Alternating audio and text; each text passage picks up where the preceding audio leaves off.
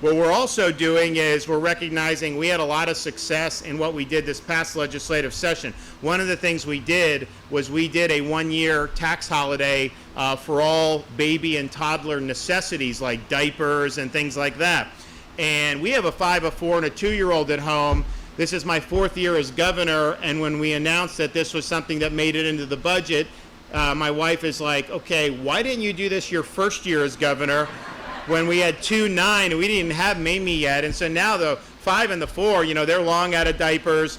Mamie is kind of in the middle, but at the end of the day, those are things as parents, those are, there's certain things you can kind of do without. Those are not things you can do without.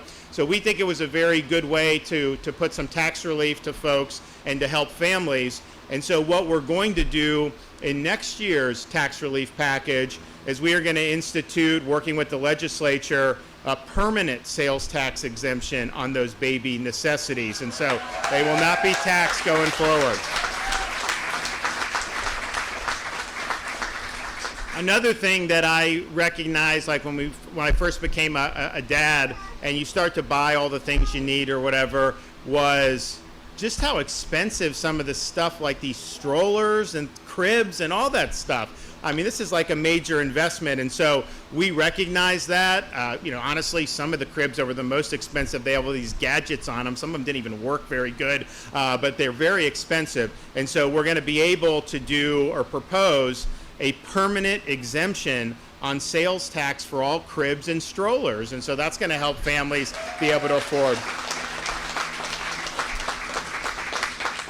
We're also going to do a full year sales tax exemption for children's books. We want to do a full year sales tax exemption for children's toys up to 12 years old.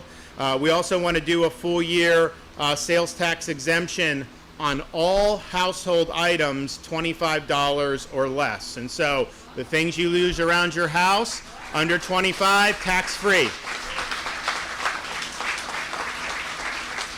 And that's each individual item. So if you buy $500 worth of stuff, every single thing that's under 25 is tax-free. So that could be pretty significant for folks, particularly people that have to have, that have big families and they gotta look after the household. We're doing 1 year sales tax exemption for all athletic equipment for under 18. And so Little League, we're in T-ball, all this stuff, that'll be tax exempt, and we're happy with that.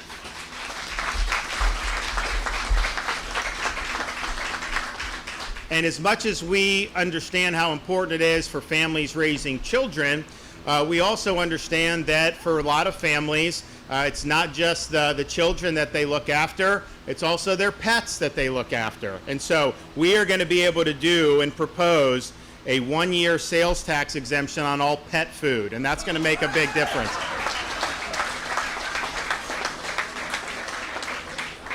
We're also going to propose a permanent sales tax exemption for over-the-counter pet medications. And right now, similar to like humans, if you get prescribed something for your pet, that is not taxable.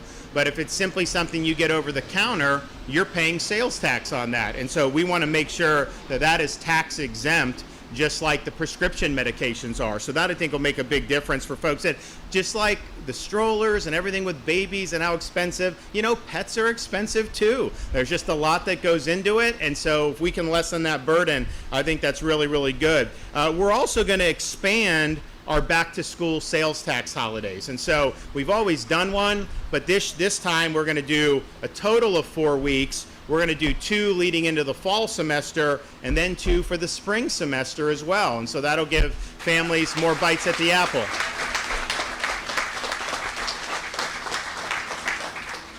We also want to propose a permanent exemption of sales tax on all medical supplies and equipment. We saw with COVID, people needing to buy things, that should be tax-free. And then all the tax holidays we did this year, fiscal year, we want to reestablish those. And so there's things like the outdoor tax break where you buy the outdoor stuff. I think we call it the Freedom Week.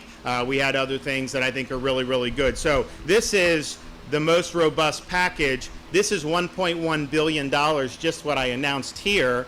Then you look at the toll relief, which is between $400 and $500 million.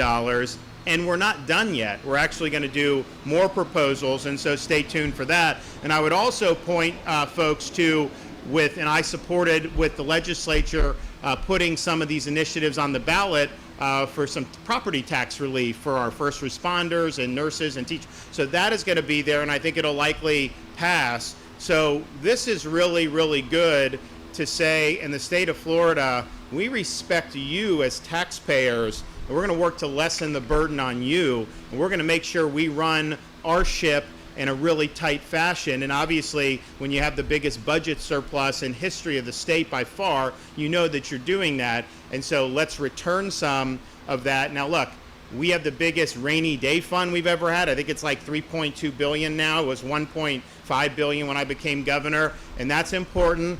I also think just because of what we're dealing with the Biden economy, as bad as the inflation has been and as much as energy has cost people, the Fed is keeping to raise interest rates. And that, I think, is going to continue to put a drag on the economy. Florida will do better than the average state in the country because we've got a lot of stuff going on, but you can't be immune to this. You know, we're a national economy as well. So I'm concerned about some of the turmoil that's yet to come.